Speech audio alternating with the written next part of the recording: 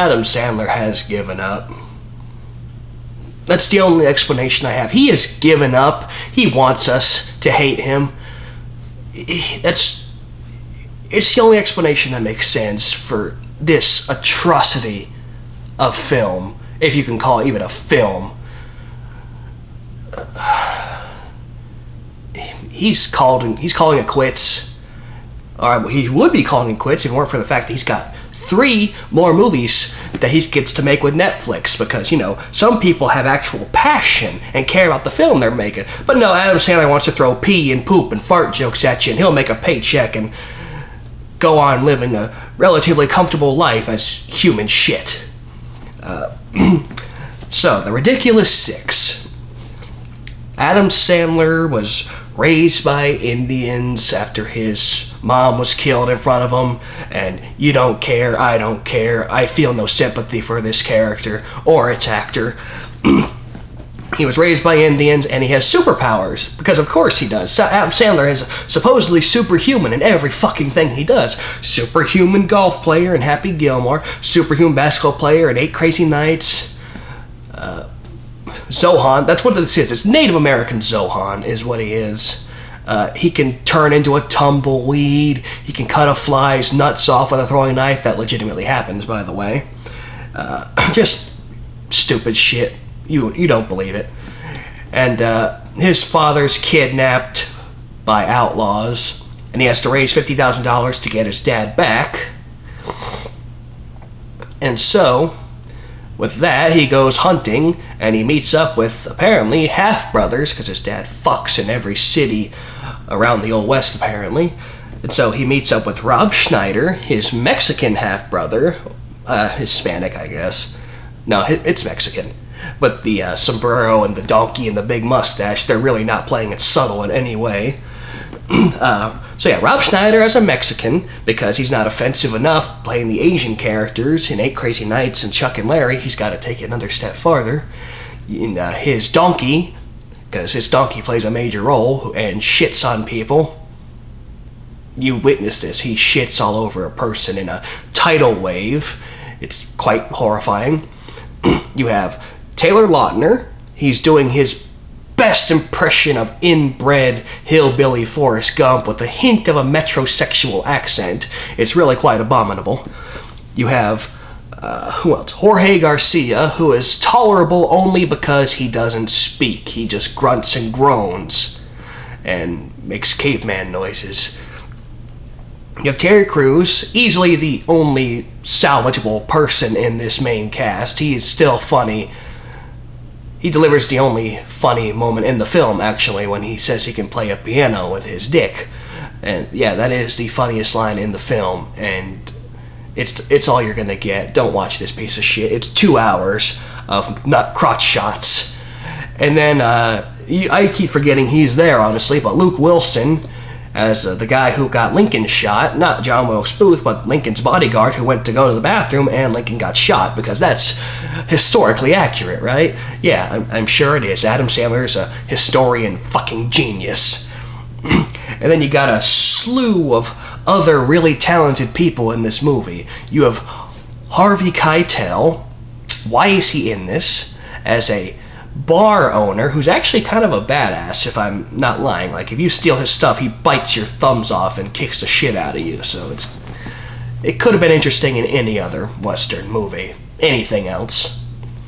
Speaking of, Luke Wilson was in 3:10 to Yuma, so he went down a couple thousand notches.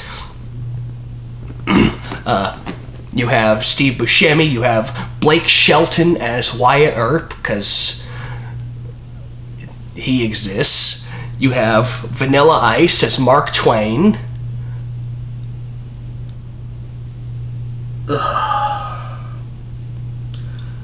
Repeating that, it's physically painful. And why does this exist? It's not funny. I had a tiny sliver of hope when I saw the trailer that this could be a Adam Sandler comeback. It's not. It's Adam Sandler going even farther downhill, if that is even physically fucking possible at this point. After Jack and Jill and That's My Boy, you think he can't go any lower, but he is doing his damnedest to go even farther downhill. And then,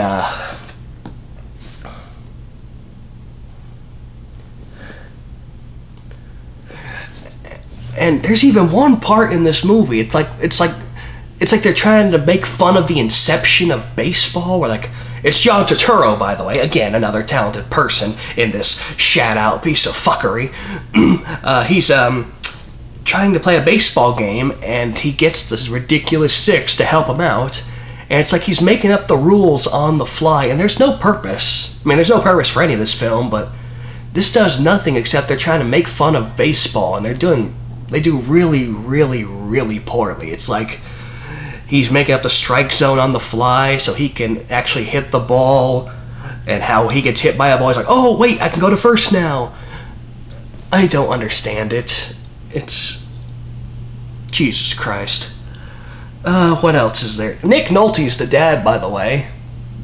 And spoiler alert, I don't give a fuck if you care about spoilers or not. I hate this movie. You will hate it too if you have more than 2 brain cells. So, yeah, Nick Nolte is actually a villain, as it turns out. He'd been tricking his boys into building up the money for him so he doesn't have to rob banks. He does the lazy thing, like Adam Sandler.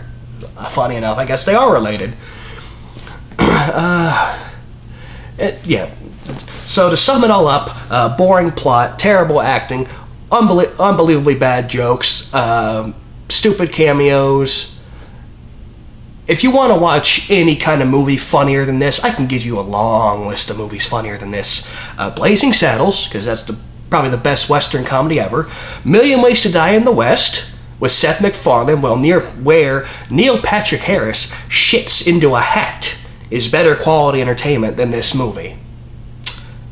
Seth MacFarlane, compared to Adam Sandler, is like Mel Brooks level of comedy. It's incredible. Seth MacFarlane looks like a Super Saiyan or something. He looks amazing compared to Adam Sandler's idiocy. No, you know what else? No one else? I'll tell you another movie that's funnier than this. Requiem for a Dream. Yeah, a movie about drug addicts failing to overcome their addiction is funnier than this movie. $1 Million Baby and the ending where you know what happens, that is funnier than this movie. Fuck this movie. Everyone in this movie, every actor is gone down to 0. Adam Sandler's gone into the negatives a long time ago, but every other actor has gone to 0, and now they're going to have to work their way back up for me to give them any kind of respect, including Terry Crews. I love Brooklyn Nine-Nine. I love Terry Crews, but Jesus Christ, dude, you can do a lot better than this. Don't ever let Adam Sandler convince you to do anything ever again. Tell him to go fuck himself.